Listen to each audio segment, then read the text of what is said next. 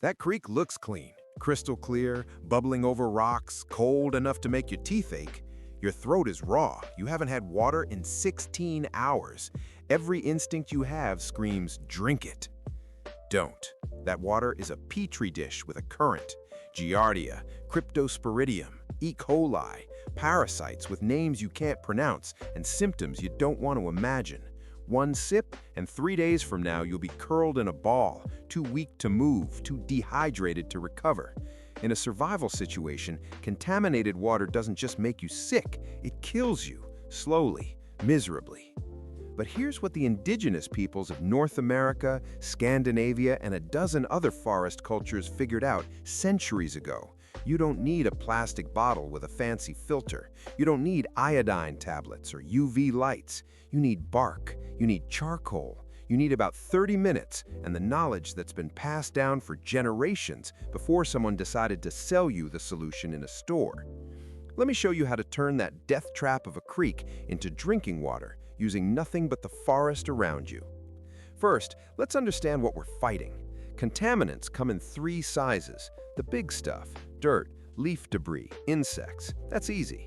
The medium stuff, protozoa like Giardia, bacteria like cholera, that's harder. They're microscopic, but a good filter can physically block them. Then there's the small stuff, viruses and chemical contaminants. That's where things get complicated, and that's where this filter, this ancient technology, shows its genius. It handles the first 2 categories remarkably well, and with good charcoal, it can even help with the third. It's not perfect, nothing improvised ever is, but it's the difference between drinking poison and drinking something your body can actually use. Let's start with the container. We're assuming you don't have a plastic bottle, so think natural. Birch bark is perfect. It can be folded into a cone. The Iroquois and other northeastern tribes used it for everything: cooking, storage, water transport. It's waterproof, flexible, and abundant. If you're not in a birch forest, a hollowed section of bamboo or a large rolled leaf can work. If you have birch, peel it carefully from a fallen tree or from a living one without cutting all the way around it. You want a rectangle, maybe 12 by 18 inches. Roll it into a cone overlapping the edges and tie it secure with plant fiber or thin strips of inner bark. If you can find a pine tree, look for the sticky sap oozing from a wound. That's resin. Heat it gently over a flame and use it to seal the seams of your cone. Now you have a filter housing. At the very bottom, poke a small hole for the clean water to drip through, about the diameter of a pencil. Too big and the water rushes through unfiltered. Now for the layers. This is where indigenous knowledge and modern science line up perfectly. We build from the bottom up.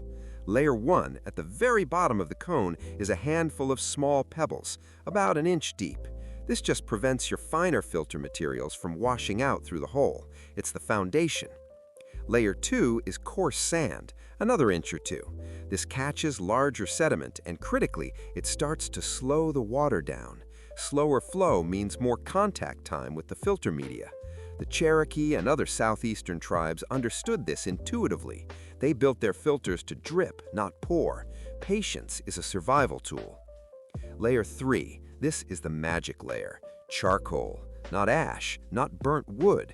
Charcoal. That black, lightweight, porous carbon left behind when wood is burned in a low oxygen environment.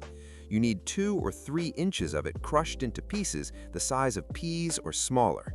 Charcoal is nature's version of activated carbon. Those millions of tiny pores create a massive surface area. A single gram can have the surface area of a football field.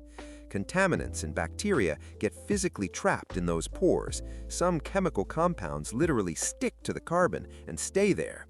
The Ojibwe, the Cree, the Scandinavian Sami, forest peoples across the northern hemisphere all independently discovered that charcoal-filtered water tasted better and made them less sick. They didn't have microscopes. They observed, they experimented, and they passed down what worked. To make it, build a fire and let it burn down to glowing coals. Then you have to starve it of oxygen. Bury those coals in sand or dirt and let them cool completely. What you dig up will be black, lightweight, and will mark your hand like a pencil. That's your charcoal. Crush it up before you add it to the filter. Layer 4 on top of the charcoal is fine sand, another inch or two. This catches any charcoal dust that might otherwise cloud your water and adds another layer of mechanical filtration. The water's moving very slowly now, working its way through progressively finer media. Layer 5, the very top layer, is more gravel or small pebbles. This just distributes the water you pour in evenly across the surface and keeps your sand layer from getting churned up. Some indigenous designs went even further. The Haudenosaunee sometimes added a layer of sphagnum moss. If you can find clean moss from a bog, add it. It has mild antimicrobial properties, and its fine fibers are incredible at trapping tiny particles.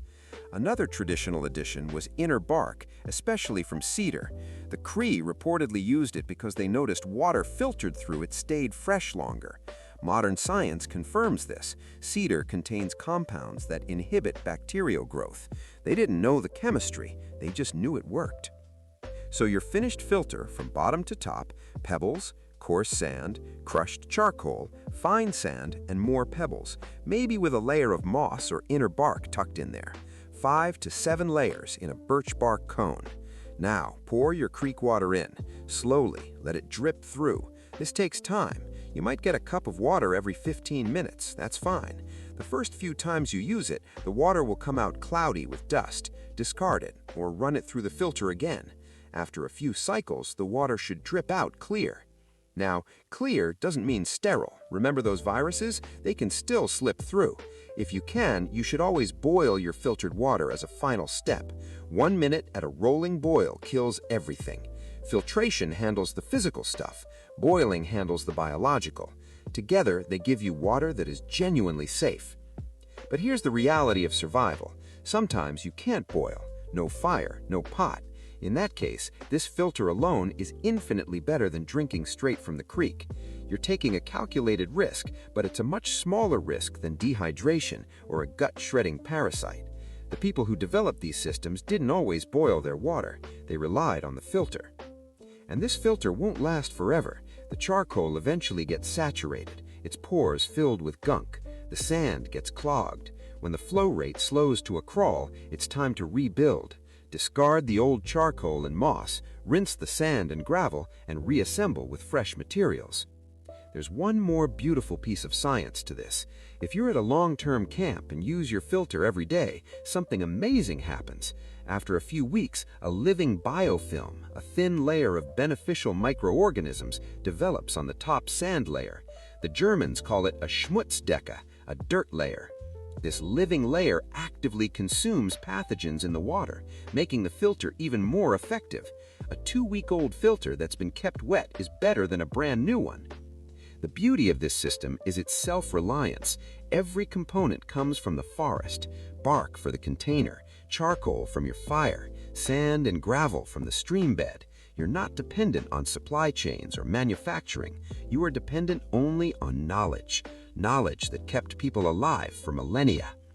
When the world you know is gone, that creek is still there. That forest is still there. The same physics and biology that worked for your ancestors will work for you.